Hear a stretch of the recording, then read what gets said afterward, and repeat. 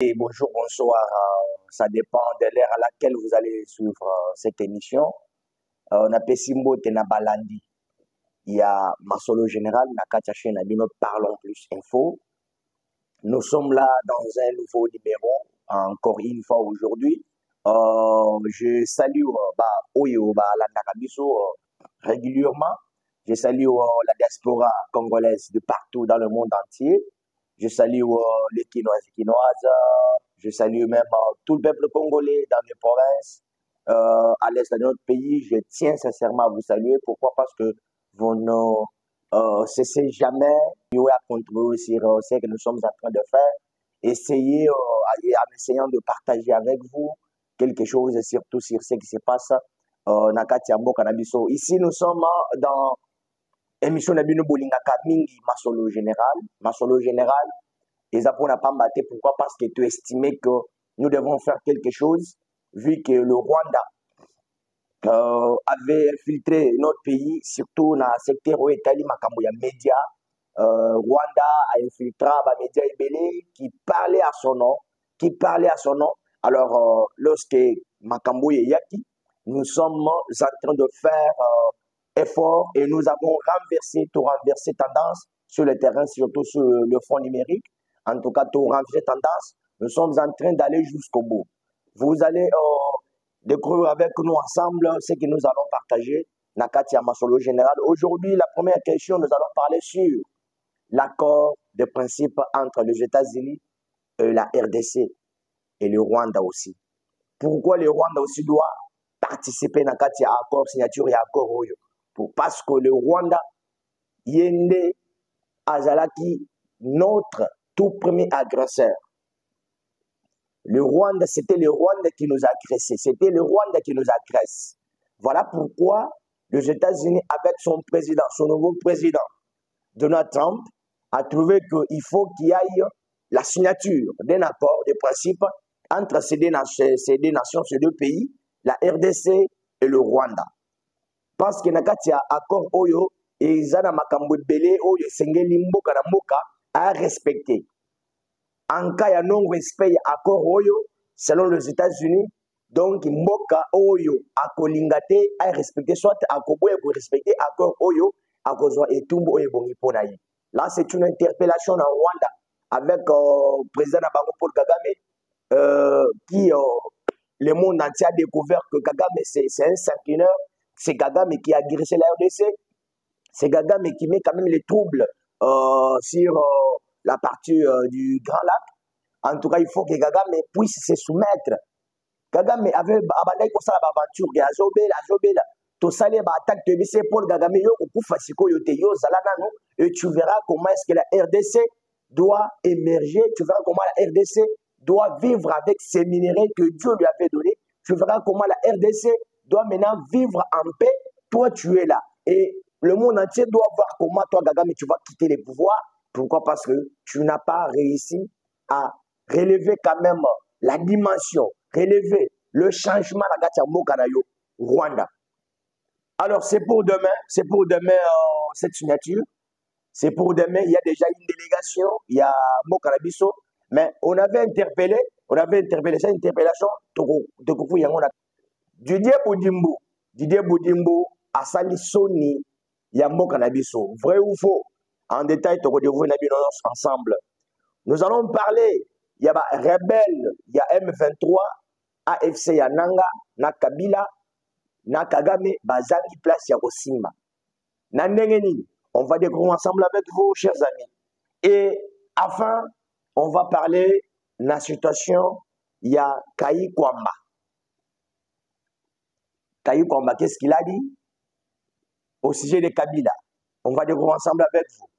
Et puis, pour les ressources qui sont décollées à l'Obinin, ensemble avec vous, nous allons essayer de décortiquer quelques minutes. Donc, je ne vais plus vous garder longtemps. Vous gardez bien longtemps, c'est juste un échange.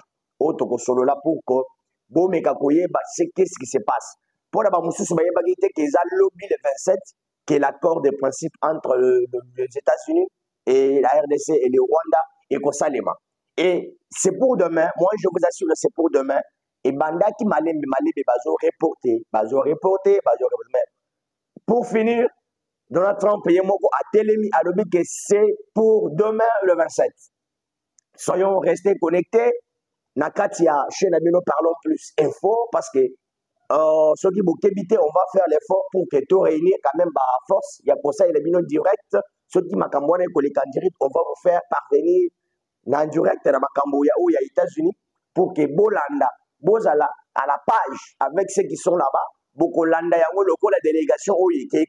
Mais dans cette délégation, nous, on avait interpellé le directeur des cabinets du chef de l'État, Anthony Kinzo Kamoulé, on l'avait interpellé pour quoi autour de cette liste qui composait la délégation Oyo et Kende, qu'on négocie et qu'on signe pour que le Rwanda Azala vraiment accroupir à genoux le Rwanda, que nous puissions voir comment maintenant le Rwanda va continuer à être le premier producteur à coltan, à être peut-être si c'est le premier exportateur et à coltan Libanda. Et nous sommes là avec cet accord. Mais tout le monde a qui, Makambo et les gars qui sont sur la liste, nous, on s'était dit que non, Torotika a vraiment qui mettait. Il faut tout le monde. Pourquoi? Parce que nous avons l'obligation de le Belamboka. Nous sommes décidés à Koloba pour le pays parce que nous nous sentons patriotes. Non seulement Congolais, mais aussi parce que nous avons des Congolais qui ne sont pas des patriotes. Nous avons des Congolais qui complotent contre leur propre patrie. Nous avons des Congolais qui trahissent leur pays.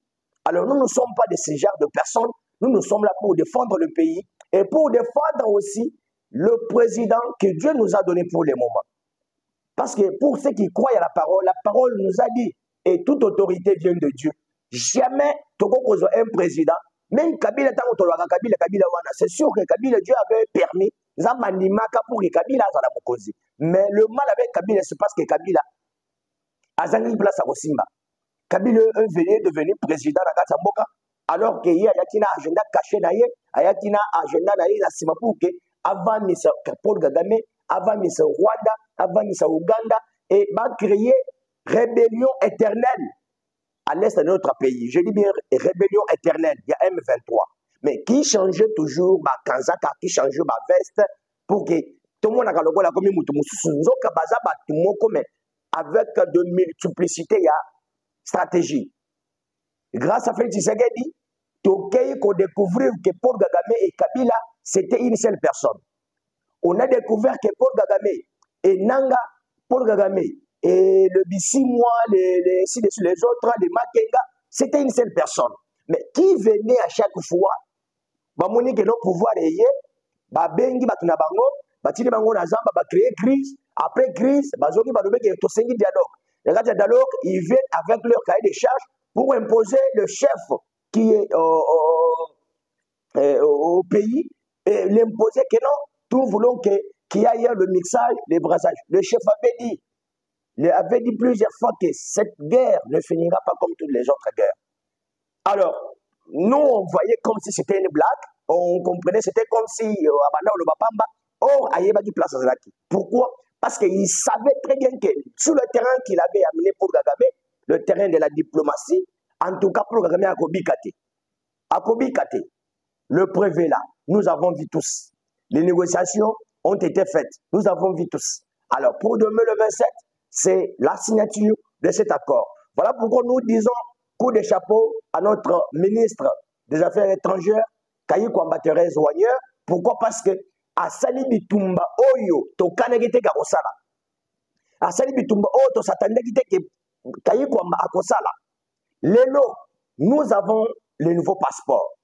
Passeport biométrique wana, pour la batumusu mamoni loko une blague. Alors que eloko wana ebeti ba Rwandais, ebeti Paul Kagame, ebeti ba Kunaïba Kabila Bananga, ebeti bango.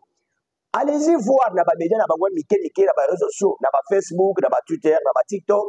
Allez-y voir comment est-ce que Babali ko attaquer Kayi Kwamba. C'était pour Moutamba, malgré que c'est normal que chaque personne a un kana parti naïe, il y a moins de défauts, la partie naïe, il y a bien. Mais na vie total à partie à Mabé à Moutouté, il faut qu'on t'a la paix partie, il y a bien. Moutoyo, qu'est-ce qu'il fait pour le pays? Qu'est-ce qu'il contribue pour la famille? Qu'est-ce qu'il fait pour l'église? Qu'est-ce qu'il fait pour, si c'est association ou son gros pakala? Alors que, na mondial lelo, bato bakomi kotala kaka face ya mabe ya moto. Moto akosala bolamu non à neuf. Pona mabe moko oyo ekokisisa baboyi moto wana catégoriquement. Baboyi. Alors, le plan de Zonemi, c'était un plan qui va pour fragiliser le chef de l'État. Balongola batu nyonso ya makasi, les gens qui sont actifs, je dis bien qui sont actifs. Je ne sais pas dans ce que vous êtes. Les gens qui sont actifs. Kabila lobby, Moutouana, grâce à moi, parti, portion à pouvoir, Pessi, a réagi automatiquement. Et puis, Beti Kabila, et Beti Kagame, et Beti Nanga.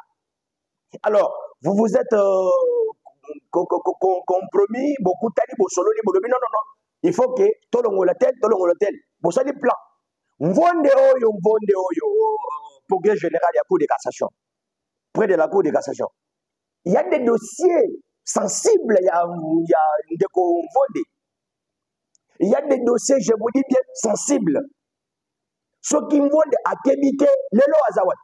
Ceux qui a kébité, Togo Kende, Tobimisi, ma dossier, ils ont tellement ébélé. S'il y a des gens, oyo, bazana, mafia, ébélé, la carte, ce sont les gens comme le progrès général, il y a cour de cassation. S'il y a des gens là-bas, ma fille, ceux qui a québité, n'a qu'aucun de kobimisa parce que tous assis, n'a qu'aucun de kobimisa pas dossier ou à la boumoni pour la lipe yango. Nous ne pouvons pas, biso, bato bunda, tozo sale fort. Les loyers de paix, c'est un pouvoir. Pouvoir, il y a eu de paix. Le problème, c'est que nous avons eu quelqu'un, un monsieur là, où il y a une volonté, il y a quelque chose. Mais comme toujours, les ennemis de ce pays, comme toujours, balingaka kozalaka chaque fois, bazalaka na Kasavubu, bazalaka na Mobutu, bazalaka na Mouzé Laurent Kabila, désolé Kabila, oyo bayaki kozala na fils, lelo balingi susu baza pe balingi te baza déjà na Félix. Je peux voir les gens comme les Tamboué, les gens comme le Richard Compagne, les gens comme Batouana baza tellement ébélé du fait que Torogi même Kolobate. Les gens qui avaient fait que les lots Félix puissent arriver au pouvoir. Biso Toloba Kakabal pour na baoba tabal parce que biso to beta penabal. To beta penabal et to beti à mon pays à ndenge moko pays à bien. Ya pena makolo so ki pe to boto to lati pe botin to beta lisusu bien. Balobaka on change pas l'équipe qui gagne. C'est-à-dire équipe Oyo et Bundi et même équipe na Ligue des Champions. Et Bundi et Petit équipe nyon so wada ti et même na Ligue des Champions et même na CAN. Alors bon comme kuna bolobité to longoli ba nyon so to pona moko mibale ba muso ba vanda to lo ba to muso to vandi sa to ko travailler bango. Messieurs s'il vous plaît. Yango na ndé maka échec. Boye bisanga équipe nini sala bongo oye gagner coupe du monde ou bien oye gagner coupe des champions. Coupe de la Ligue des Champions. L'exemple est ici, avec l'équipe Utibo, Bolibisanga, il a continué à football, mais je vous dis, c'est relevé dimension là, bon, mais Koyo, Kamoy, qui va Mogo, et il y a des Misana Makamboy. Tout ça, Paris Saint-Germain. Paris Saint-Germain, le lot a outil qu'on a appelé champion, la compétition, il y a club. Paris Saint-Germain a regretté Messi, a regretté Neymar. Arekita ba joueur ébélé avec comme but ou objectif il y a que Azo Coupe il y a Ligue des Champions mais Azouati mais tala ba tola bazate balunge baki atigeri gana ba Messi le Marocain o ala taka numéro 2 Hakimi atigeri na bango atigeri na ba mususo yo tala Paris Saint-Germain azuku c'est une interpellation vous voulez avoir un changement. Mais avec vous utilisez les mêmes stratégies, les cas échouent, utilisent, mais nous pouvons utiliser la même stratégie. Ok, na batuma mapango batu, et ça na batuma entouré Félix, parce na mafia béné. Et ça na batuma entouré président, bazo boto na batuma pango, batuma entouré président, bazo ça na des autres ya makas. Ils sont aux alakaba oba le baka parce que nous sommes là pour informer la population, pour sauver, parler pour le pays, défendre le pays. Mais pas pour l'individu, parce que Félix peut passer. Comment Félix est en train de rapprocher Batu Oyo Biso Tobundi Saka, parce que nous, Namoka Oyo Zomona Oyo. Je vous dis, même moi, Namouké, il y a 5 ans, 12 ans, 3 ans, ne voulez pas de Joseph Kabila, ne voulez pas de ce que Kabila était en train de faire. Mais les lots, 80% de Bato Bazalaka de Kabila. Bazana Félix. Mais Félix aza na kati ya qualité pour que bozo bundisa Kabila, bozo bengana Kabila. Mais bato Kabila bozana bango est-ce que même si toza bato, même si toza tozonga kaka biso moko normal, est-ce que toza bato vraiment tozo fonctionner normal? Ozo boya mutu, mais bato nyonso ya zalaki na bango wana ozana bango. Comment est-ce que vous allez réussir? Ba mususu bozu ba mususu botiela botina bande de sécurité na présidence chef de l'État. Hein? Avec comme les gens comme les André Adé Atundu. C'est sûr, est-ce que tu connais le CV de M. André Atundu? Monsieur, vous êtes professeur, je le dis bien. Mais Ezabino Botobazaki na Laurent Mouzé Kabila. Bozaki Bino Bozaki na Mobutu, Bokokaki pour protéger Mobutu de Mobutu Akima Moka. Avec vous, vous étiez là avec lui. Vous étiez avec Mouzé. Vous connaissez comment est-ce que Mouzé Balongone qui a pouvoir. Mouzé a pouvoir à la pouvoir. Boni bango Bokokaki pour protéger Mouzé. Joseph Kabila, bien sûr, Kabila, l'UDPS a fait sortir Kabila na grande porte. Sans mandouki, sans nini, sans missile, sans bombe, sans nini. Miki ya pamba UDPS bengana Kabila la pouvoir. Mais batouana Kabila zaki na bango, lelo Félix se contente. Ya commande kuzwa batouana qu'on se fait entourer la batouana. Moi je me demande quel est le résultat que nous cherchons dans cette histoire. Mais c'est Kolongeli. Ce qui est quitté pour gérer la sécurité, il y a chef de l'État. Il y a Moka parce que vous êtes conseiller spécial en matière de sécurité chef de l'État. C'est-à-dire aux autres conseillers chef d'État pour la sécurité à Moka Mobimba. Voilà la raison pour laquelle on vous avait confié la mission de consulter les politiques, les sociétés civiles, ainsi de suite, religieux, pour que Tobimisa, gouvernement et union nationale. Mais si tu étais incapable de coassumer fonction, papa, fonction musuba boyaka. On le dit non. Dans cette matière, en tout cas, moi, je ne suis pas compétent. Donne-moi ça, moi je veux. Vous êtes utile. Mais pour ces fonctions, pour ces postes, Moutouté, il peut travailler bien. C'est sûr que c'est aussi question de la confiance. Mais cette confiance, voilà maintenant le résultat. Le loba André Atundu. Oh, Bayana, Union sacrée pour la mascarade, pour la banini. Ils sont là. Ils sont là. Et ce n'est même pas le chef de l'État qui a nommé, à notifier André Atundu. C'est le conseil spécial. Mais est-ce que c'est une nomination ou une notification qui a pour la place publique? Et là, le corps directeur de cabinet, il y a Moutou, ou bien conseil à Moutou, Alouki, Bongo, sagesse, Mongo Boyi. Alouki, Yango pour Geza, le corps de la boîte noire, ou il y a consulter. Est-ce que c'est normal que tout le monde, Moutou, a nommé son aide dans les réseaux sociaux, dans la place publique? C'est quoi cette histoire avec vous? Combien nous pouvons parler pour que Boyoka, peuple congolais, Tango Bolanda Kabama Kamboyo, Bokata Kabotine Ragabango Bayoka Kamakambo, ce n'est pas logique, ce n'est pas normal. Là maintenant, en d'autres termes, ça prouve que tu étais là, tu avais accepté de gérer, de contrôler ces postes, mais aux acquis de maîtrise, n'a pas pour que diplomate, ou que expert en matière de sécurité. Pour que Bayawana, en tant que professeur, nos professeurs ne échoué pour tout que de couvrir. C'est ça. Vous mettez chef d'État en danger. N'habitez ce qui est peine à avoir les chefs d'État, moi je ne sais pas. Je ne vais pas parler des histoires, mais sinon, c'était juste pour vous faire comprendre que demain, le 27 juin 2025, c'est la signature de l'accord de principe entre RDC, Rwanda et les États-Unis. Kabila Zate, Nanga Zate, Bissimo Zate, Baonyo Sona Bazate, Miyibi Bazate, Bayibi Pe Bangote. Donald Trump Bayibi Bangote. Kabila doit quitter l'Est de notre pays. Kabila doit quitter là-bas. Avec ces conditions, il doit quitter le pays. Il doit quitter le pays. Bobundisi Mutamba Lelo a démissionné à Kei. Bobandisi Bitumba na Thérèse Wanya Kayikwamba. Là, c'est pour maintenant dire au chef de l'État que ceux qui ont fongolé miso té État lio. Chef de l'État fongola miso. J'ai dit bien fongola miso. Viens nga pasteur Gilia Lobaka. Viens nga les Eretambo Lobaka. Viens nga Sango Israël Mutombo Alobaka. Fongola miso. Fongola miso. C'était news. C'est là tiala. Alobaka pe. Fongola miso chef de l'État fongola miso. Ceux qui ont fongolé miso État lio. État lio. Bakorelever dimension mususu ya babe ya Thérèse Kayikwamba oyo ba peuple congolais ba yebité bakoreleve yango alimisi yango omoni susu ke aza mabe opermettre otiki mpe adémissionner ou bien akei otikali yo moko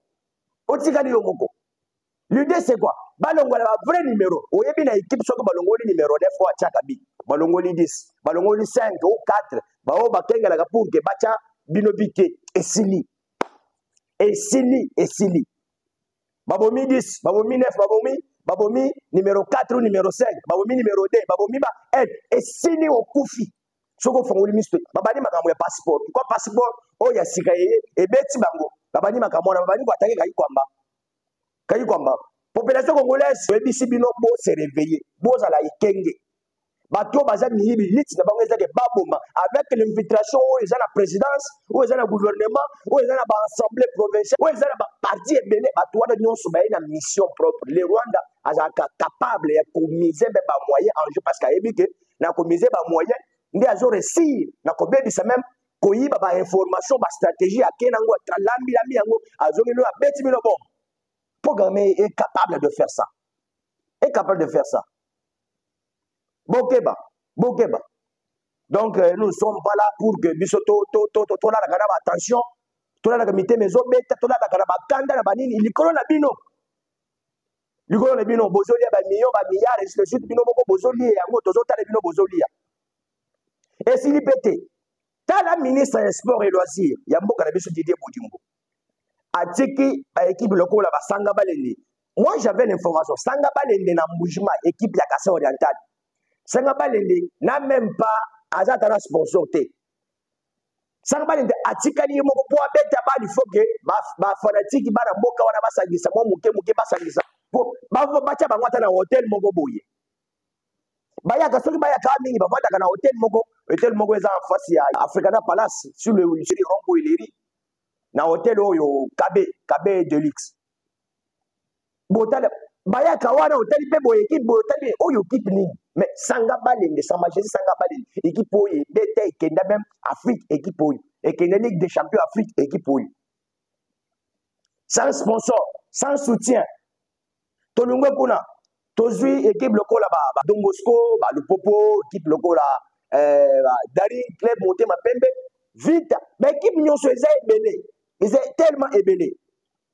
Ba renaissance équipe nyonso yo bazawana ni bastade bazana ngote soutien balonga ezate na kati ya coupe oyo bawela ya championnat national ezaka na combien babundelaka ko bazwa yango parfois ba dépassaka mingi koleka oyo ezaka na kati ya coupe mais juste bazwa kaka pour que ba titre wana esalaka pe moi genre moko boy ba joueur na ba betaka na objectif ya ke abeta pe malamu za basunga ye bango ya tali banda babenga ye.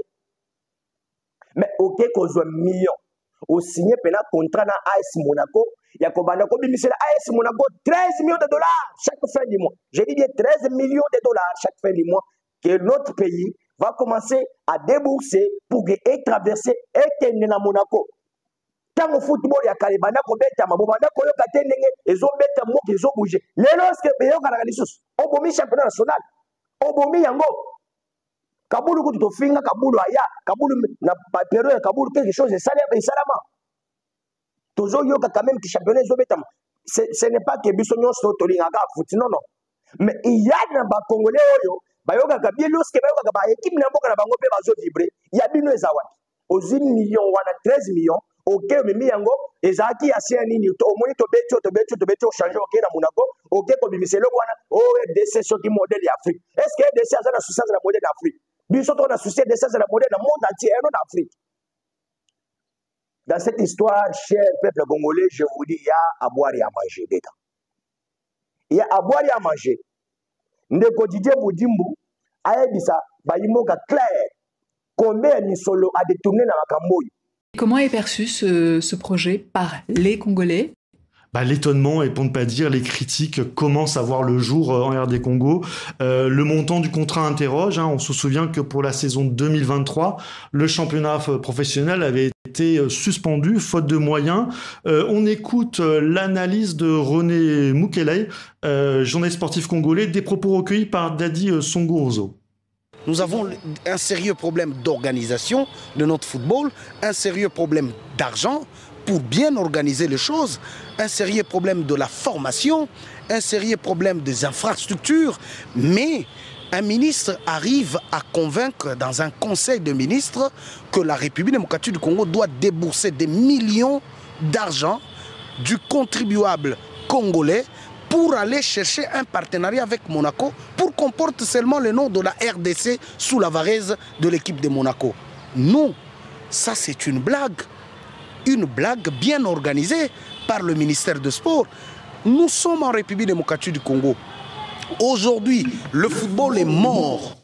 Et visiblement, Pierre, les réseaux sociaux se sont emparés de Tout à fait, Nidia. Sur TikTok, ce jeune Congolais dont nous avons flouté le visage, lui fait la visite déplorable, fait la visite de l'état déplorable des toilettes du Stade des Martyrs. Le Stade des Martyrs, c'est le stade emblématique de Kinshasa.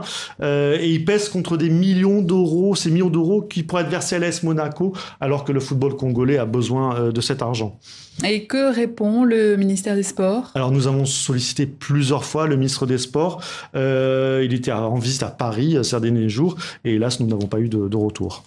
Alors un autre pays, et vous l'avez souligné Pierre, a investi dans le football pour se rendre plus visible, c'est le Rwanda avec le PSG évidemment, Arsenal et l'Atlético Madrid.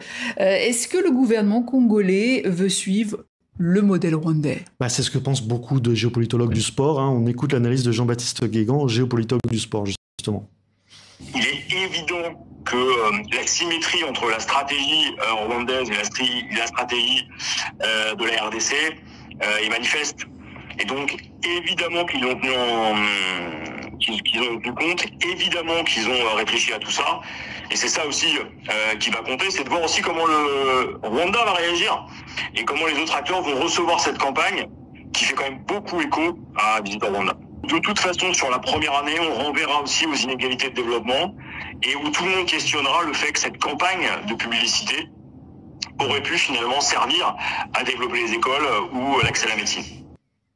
Alors, selon nos informations, le projet d'accord avec l'AS Monaco doit être encore examiné au Parlement, le Parlement qui est en vacances, et il faudra attendre la rentrée de septembre pour savoir si ce projet aboutit. En tout cas, la polémique ne fait que commencer en RD Congo. Et on suivra tout cela avec beaucoup d'attention. Merci Pierre.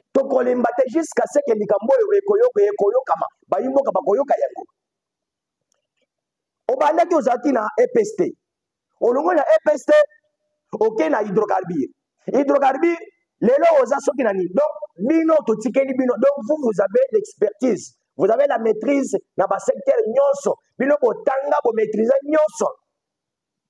Soki le bino na finance, tu vas travailler na finance, pour travailler. OK na mine, vous allez travailler même na mine.